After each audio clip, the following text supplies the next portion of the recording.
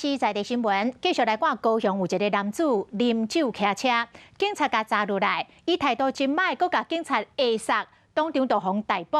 但是坐起伫警车了后，开始来吐，所落来拍咧困，想袂到安尼一个困，竟然无气，赶紧来送病院。 翘起咯！警方调查讲，这个男子平常时都有啉酒的习惯，本身嘛有带病。警方强调讲，因并无延误送病院。一看到有一个查甫人违规，关键随捉去抓落来。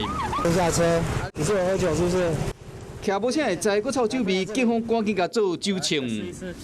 0.99号，来，先生，你先涉嫌公安危险。这个查甫人有骂警察，冒杀警察，被扣等警察局验过几点钟后，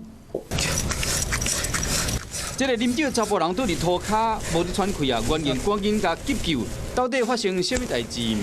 因为烂醉无法制作指纹相片，民警就先让他趴卧在车内睡觉。 期间也多次确认蔡元的生理状况。高雄警方伫七时暗时6点外伫交情，将这个啉酒翘倒摆醒出来的查甫人，带到派出所做笔录后送去分局。这个查甫人伫车顶有吐了后，就留伫车内小休困一下，想袂到10点外时，熊煞无咧喘气，送医急救嘛是无效。蔡元有疾病史。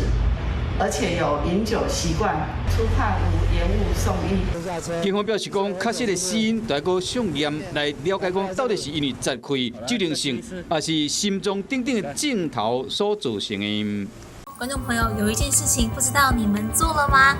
那就是赶快来订阅我们的 CH52华视的频道，而且记得哦，一定要帮我们分享、按赞，还要开启小铃铛。